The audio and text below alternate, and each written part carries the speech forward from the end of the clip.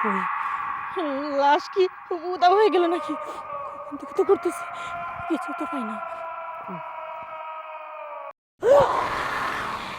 এই তো এই তো না, যেহেতু কাপড়টা পেয়ে গেছি, এখানে আর দেরি করলে চলবে না।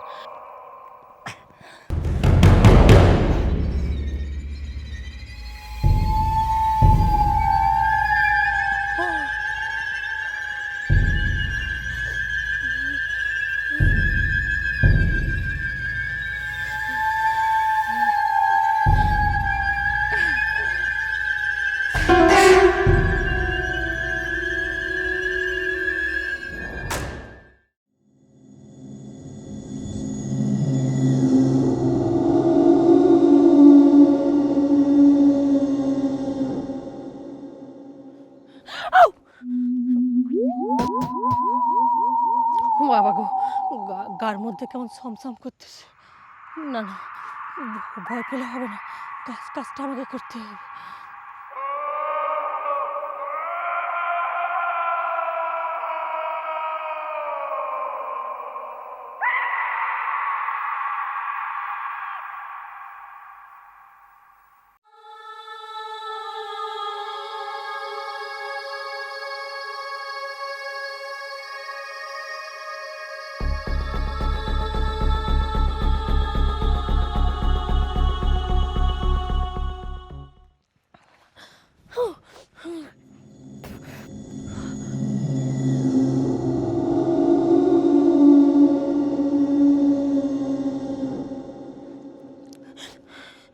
এই তো এই তো খবর, আশেপাশে কেউ নেই। এখনই সময়, যে করে হোক কাজটা আমাকে করতে হবে।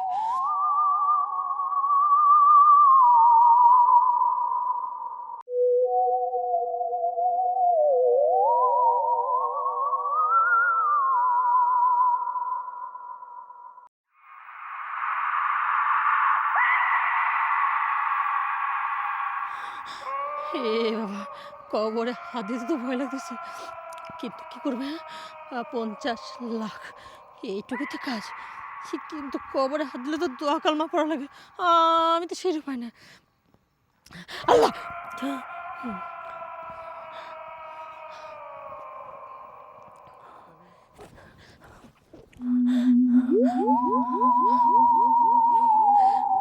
কই লাশ কি উধাও হয়ে গেল নাকি?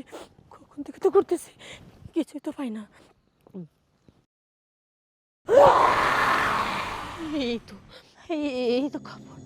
না না, যেহেতু কাপড়টা পেয়ে গেছি, এইখানে আর দেরি করলে চলবে না। এখন যত তাড়াতাড়ি সম্ভব এই কাপড়টা নিয়ে আমাকে এখান থেকে চলে যেতে হবে। না না, সূচনা, ভয় করলে হবে না। 50 লাখ।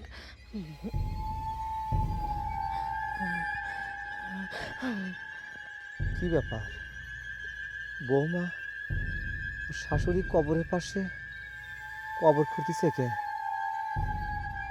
হায় আল্লাহ, কিয়ামত অতি নিকটে হয়তো, নইলে বৌমা সোহেলের মার কবর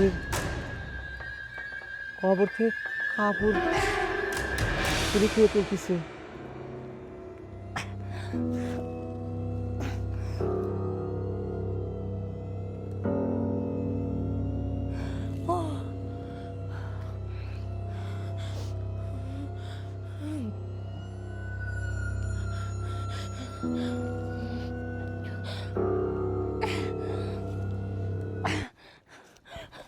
এই তো এই তো পুরো এখন কাপড়ে কাপড় আমার হাতে। এই কাপড়টা তান্ত্রিককে দিলে আমি 50 লক্ষ টাকা পাবো।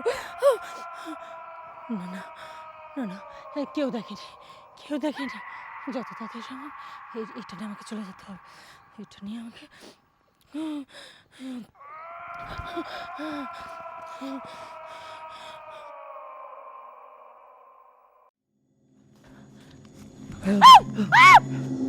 বৌমা, আপনি আপনি এখানে কি করতেছেন? হ্যাঁ বৌমা, আমি। আচ্ছা বৌমা, তুমি এটা কি করলে? আরে কি করলাম? ও আমি আমি তো আমার কবর জিয়ারত করতে গেছিলাম। কবর জিয়ারত করলে না? তোমার শাশুড়ি কবর থেকে তুমি ওই কাফনের কাপড় চুরি করলে? মানে কি কি বলতেছেন আপনি? আমি কেন কাপড় চুরি করতে যাবো? হ্যাঁ, কাপড় কই দেখেন? হ্যাঁ কাপড় কোথাও নাই। হ্যাঁ, আমি দেখছি তো, তুমি কাপড় টেনে টেনে তুললে কবরের থেকে। আচ্ছা, কত তুমি মানুষ না কোনো জানোয়ার? হ্যাঁ, মানুষ মানুষ কোনো দিন শাশুড়ির কবর থেকে কাপড়ের কাপড় চুরি করতে পারে? এই আস্তে কথা বলেন তো। আমি যেটা করছি আপনি ভালোর জন্যই করছি। দেখেন, আমি দেখলাম আপনি আম্মাকে অনেক ভালোবাসতেন, আর আম্মা তো মারা গেছে। তাই ভাবলাম এই কাফনের কাপড়টা কবর থেকে উঠায়নি, মানে চুরি করি। তারপর এটাতে আপনাকে সুন্দর একটা জুব্বা বানিয়ে দেবো। তাহলে কি হবে জানেন তো? আমার সবসময় আপনার সঙ্গেই থাকবে। না না না না না, তুমি কথা বলো না, আমি ভয় পাচ্ছি।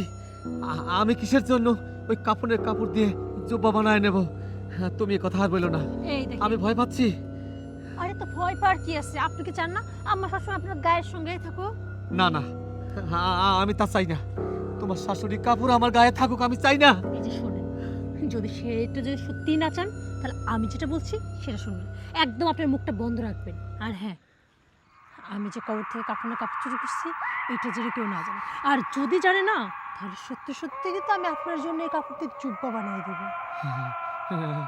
না না বৌমা, আমি কাউকেই কব না, আমি কাউকে কব না।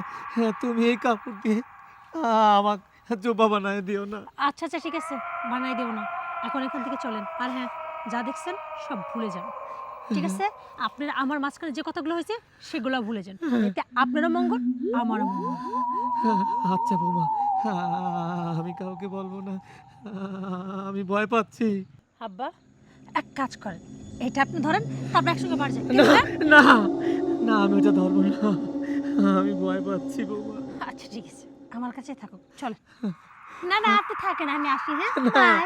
না না, আমাকে নিয়ে যাবো বৌমা, আমি ভয় পাচ্ছি। আচ্ছা আসেন।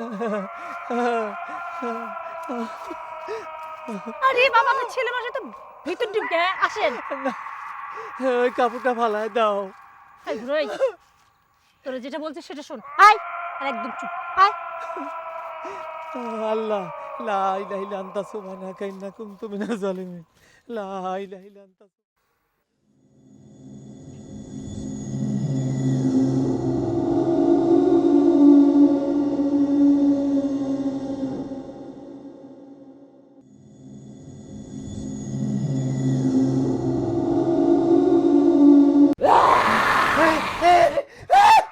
ভূত ভূত ভূত ভূত ভূত ভূত।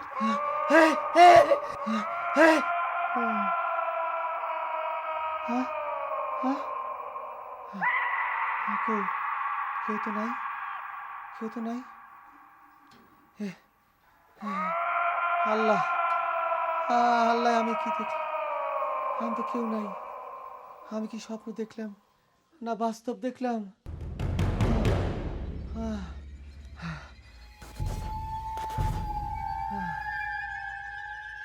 লা ইলাহা ইল্লা আনতা সুবহানাকা ইন্নী কুনতু মিনাজ জালিমিন। আল্লাহ, এ তো সোহেলের মার মতো দেখতে, তো সোহেলের মার মতো। আল্লাহ, সোহেল, সোহেল রে, এ সোহেল, বৌমা।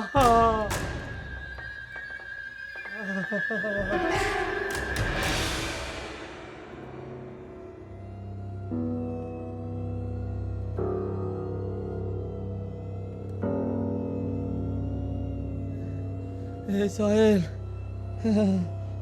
তোর মা আমাকে মনে হয় লিবি রাইছে। ও আল্লাহ, আমি ভয় পাচ্ছি।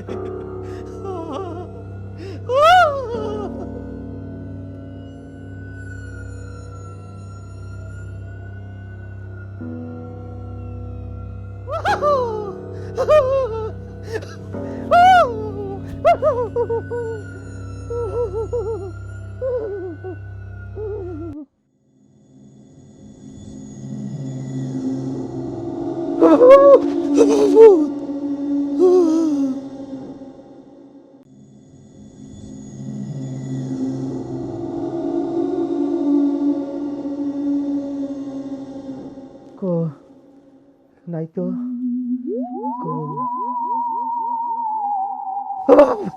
ভূত লা ইলাহা ইল্লা আনতা সুবহানাকা ইন্নী কুনতু মিনাজ জালিমিন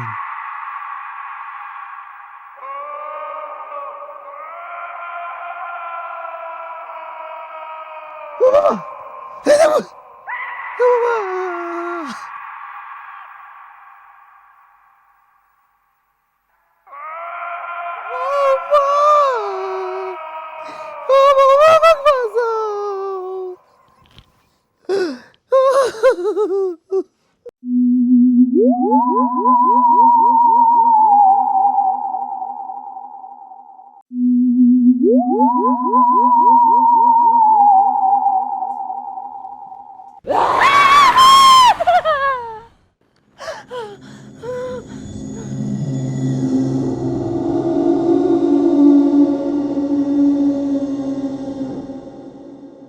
কি ব্যাপার?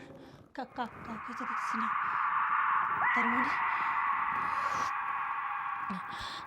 আসলে আমি মনে হয় ঘুমের ছেলে স্বপ্ন দেখছি। উফ, কি সব উল্টা পাল্টা ভাবে না, ঘুমের মাঝখানেও দেখতে পাচ্ছি পাশে।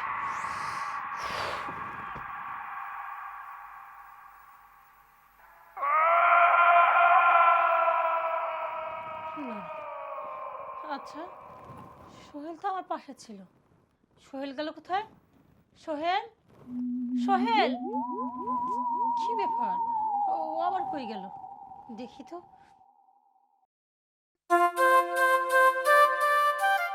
বৌমা তুমি কোনে যাও? এই তো বাবা, একটু বাইরে। কেন? শোনো, তোমার যে শাশুড়ির কাপড়ের কাপড় যে চুরি করছিলে সেটা তুমি কোথায় রাখছো? বারে, আপনি বুঝে জানেন না? না তো। এই দেখেন, আপনার ঘরেই তো সুন্দর করে চাদরটা পেরে দিছিলাম। সারা রাত আপনি ওর উপরেই শুয়েছিলেন। তুমি এটা কি বলো? সারা রাত শুয়েছিলাম? তার তার মানে হলো আমি ডান কাত ফেললে তোমার শাশুড়ি দেখি, আবার বাম কাত ফেললেও তোমার শাশুড়ি দেখি, আবার জানলার দিকে তাকালেও তোমার শাশুড়িকে দেখি। তুমি এ কি করছো? ও, তার মানে বুঝতে পারছি। ওই চাদরটা পেরে দিছিলাম, তারপর আপনার রাতে শাশুড়িকে দেখছেন সব জায়গা। হ্যাঁ, আমি সারা রাত শুধু তোমার শাশুড়িকে দেখছি বৌমা। দেখবেনই তো, যেহেতু কাপড়ের কাপড়ের উপর শুয়েছিলেন, তাহলে দেখবেন না?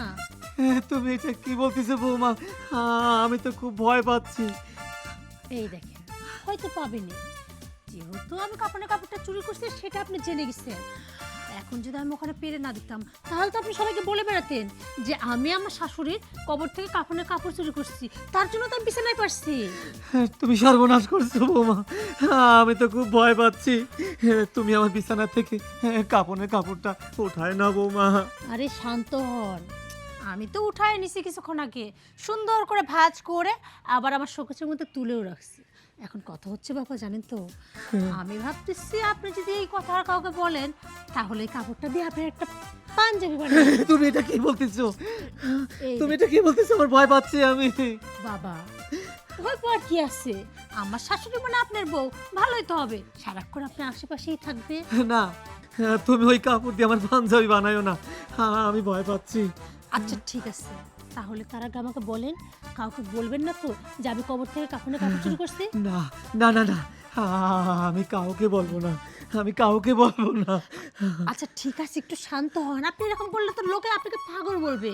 আমি বলি কি বাবা, আপনি যদি মুখটা না খুলেন, তাহলে আমি আর ওটাতে আপনাকে পাঞ্জাবি বানাই দিব না। যাই হোক, আমার দেরি হয়ে যাচ্ছে, আমি গেলাম, আপনার বাড়িতে থাকেন। আর হ্যাঁ, বেশি করে একটু দোয়া কর্ম পড়েন যেন আমার শাশুড়ি আপনার কাছে না আসে। হ্যাঁ, না না বৌমা, তুমি আমাকে সাথে নিয়ে যাও, আমি এ বাড়িতে থাকবো না। জবর মহা মুশকিল। এই চুপ করে বসে থাকতে যান। না আরে বাবা, দিনের বেলা ভূত বা আত্মা আসে না, এটা আপনি জানেন না? আল্লাহ, লা ইলাহা ইল্লা আনতা সুবহানাকা ইন্নী কুনতু মিনাজ জালিমিন, লা ইলাহা ইল্লা আনতা সুবহানাকা ইন্নী কুনতু মিনাজ জালিমিন। ওয়াল্লাহ ওয়াল্লাহ।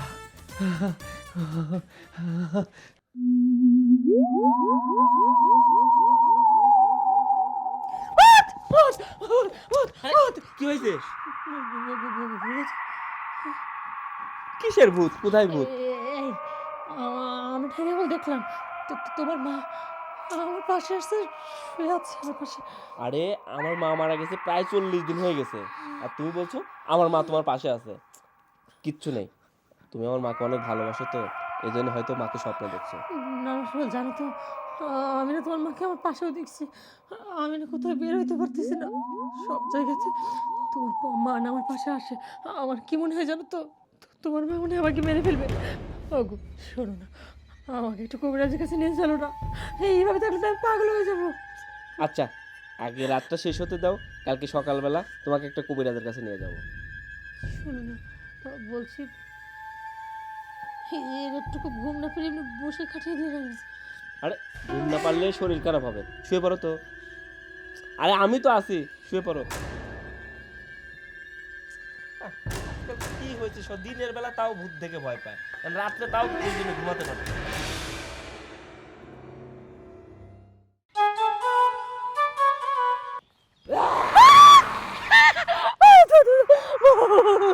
আরে ভূত হবে কেন? ওই যে দেখছেন বাবা, ওই কবর থেকে আবার উনি উঠে আসছে। এই দেখেন, আমি আপনার কাছে রিকোয়েস্ট করতেছি, প্লিজ আপনি আমাকে ছেড়ে দেন, আপনি চলে যান। আপনি কাফনের কাপড় তো আমি ফেরত দিয়ে দেবো, আমি কথা দিচ্ছি, প্লিজ তবু আপনি চলে যান, আপনি কবরে যান। আরে কাপড়ে কাপড় কি উল্টাপাল্টা বলতেছে আমি বুঝতেছি না। সোহেল, উনি আমাকে মেরে ফেলবে, বিশ্বাস করো, আমি জানি। আমরা কবিরাজের কাছে যাচ্ছি তো, উনি মনে হয় বুঝতে পারছে বাবা এর জন্য চলে আসছে। ওনাকে বলো না, ওনাকে চলে যেতে বলো, আমি কাপড়ের কাপড় সত্যি ফেরত দেবো। আর আমি বুঝলাম না কিসের কাপড়ের কাপড় আর উনি কবরে ফেরত যাবে। সোহেল, আমি হচ্ছে তোমাকে না জানিয়ে না তোমার মায়ের কবর থেকে তোমার মায়ের কাপড়ের কাপড় আমি চুরি করছিলাম। তারপর থেকেই না আমি রুমে গেলে দেখি আমার পাশে শুয়ে আছে, মাঝে মাঝে দেখি এক সাইডে দাঁড়াই আছে। আমি যেখানে যাই সেখানে আমার কাছে চলে আসে। আমি বলছিলাম না তোমার মা আমার পিছু ছাড়বে না। তার মানে তুমি আমার মায়ের কবরে কাপড়ের কাপড় তুমি চুরি করছো, কিন্তু কেন?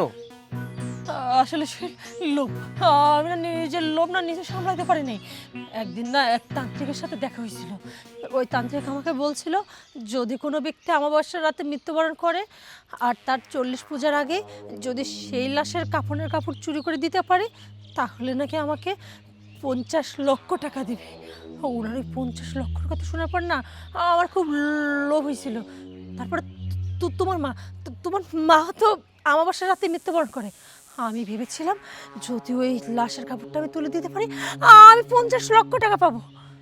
তারপরে আমি কাফনের কাপড় চুরি করে ওনাকে দিই, তারপর উনি আমাকে 50 লক্ষ টাকা দেয়।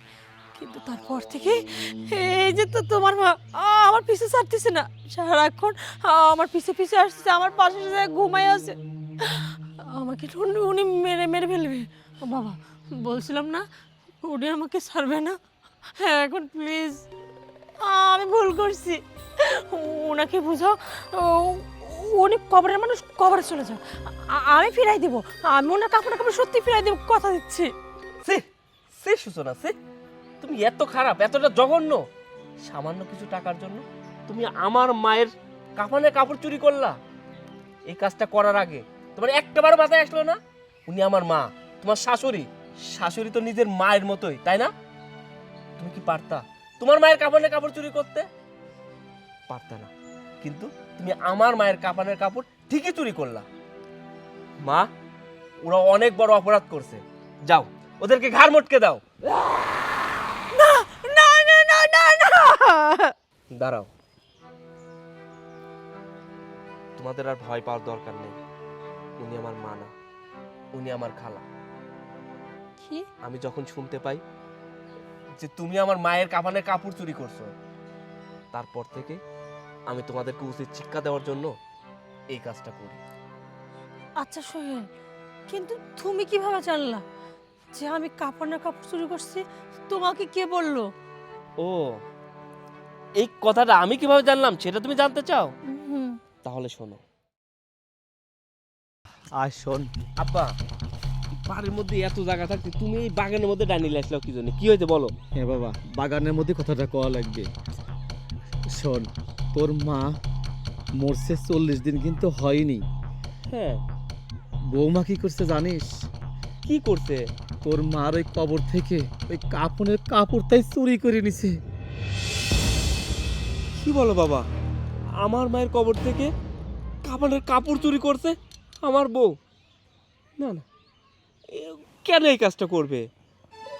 আমি বুঝতে পারছি না বাবা, এই কথা তুমি কাউকে বলো না। এই কথা যদি গ্রামের মানুষ জানে তাহলে তো আমাদের এক ঘরে করে রাখবে। প্লিজ বাবা, এই কথাটা তুমি কাউকে বলো না। বিষয়টা আমি দেখতেছি, কেন আমার বউ আমার মায়ের কাফানের কাপড় চুরি করলো। বাবারে, আমি কাউকেই বলবো না। তুই আমাকে একটু দেখে দেখে রাখিস বাবা, আমি খুব ভয় পাচ্ছি কিন্তু। আচ্ছা বাবা, আমি তোমাকে দেখে শুনে রাখবো, চলো। চল।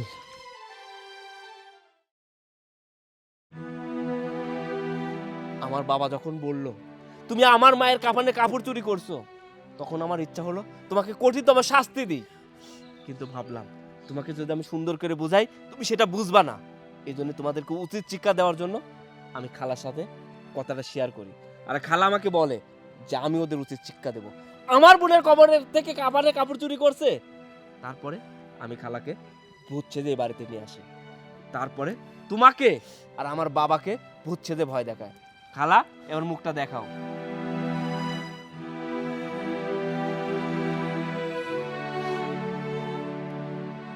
এ তো সেম তোমার মায়ের মতো।